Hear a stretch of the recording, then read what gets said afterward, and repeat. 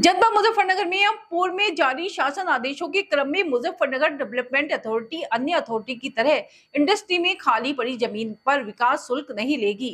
इस निर्णय का इंतजार इंडस्ट्रियलिस्ट की काफी लंबे समय से कर रहे थे।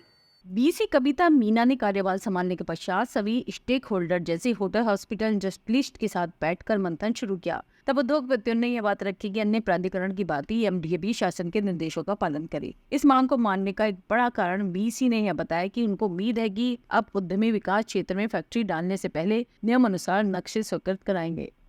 ये मैं बताना चाहूँगी कि पूर्व में कई शासनादेश जारी हुए हैं उद्योगपतियों की डिमांड पर, और माननीय मुख्यमंत्री जी भी इन्वेस्ट समिट हो या अन्य प्रकार के निर्देश उनके क्रम में कोशिश करते रहे हैं, और उनके आदेश के क्रम में हमारा भी यही कर्तव्य है कि उद्योगपतियों को नियमानुसार जहां तक हो सके हम सुविधा उपलब्ध कराएं।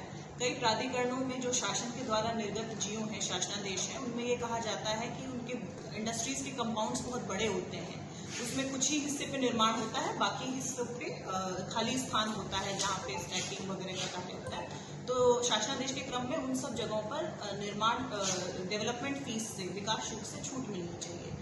यहाँ पर अलग अलग स्टेक होल्डर्स की जब बैठक कराई गई तो उद्योगपतियों ने ये डिमांड की थी कि इस जियो का पालन एमडीए द्वारा भी किया जाए। तत्पश्चात हमने बाकी प्राधिकरणों में पत्राचार किया तो ये पता लगा कि कई प्राधिकरणों में इस चीज़ को फॉलो कर रहे हैं, और उसी के क्रम में और बाकी प्राधिकरणों से हम लोग ये देखते रहे कि जो हमारी मेंटर अथॉरिटी है जैसे मेरठ है और बड़े प्राधिकरण हैं लखनऊ, गाजियाबाद, उनमें किस प्रकार की नीतियाँ फॉलो होती हैं। उन्हीं सब के क्रम में और हमारे पूरे मानचित्र और प्लानिंग डिपार्टमेंट की आख्या के अनुसार ये निर्णय लिया गया कि हम भी इस शासनादेश को पालन करेंगे, और इस शासनादेश को पालन करने का एक ये हमें लगता है कि एक बड़ा फायदा ये होगा कि जो हमारा मुजफ्फरनगर डेवलपमेंट एरिया है उसके अंदर ना करके अभी जो उद्योग हैं वो बाहर की तरफ लग रहे हैं, क्योंकि उनको ये लगता है कि बहुत अत्यधिक फीस लगती है। तो जब हम इस प्रकार के शासन के निर्देशों का पालन करेंगे तो हमारे एरिया में भी डेवलपमेंट आएगा और अंदर में लोग इंडस्ट्रीज डालेंगे और उनके नक्शे पास कराएंगे। कितना शुल्क होता है फैक्ट्री लगाने के लिए? वो एरिया के हिसाब से होता है और उसका कैलकुलेशन शीट जो है हमारे बिल्डिंग बाय लॉज में दिया है, तो एरिया के हिसाब से, फ्लोर के हिसाब से अलग अलग होता है। तो उसके क्रम में जो है जैसा भी उनका नक्शा होगा उस हिसाब से वो फीस कैलकुलेट। कोई अपील करना चाहेंगे आप, मैसेज कोई देना चाहेंगे?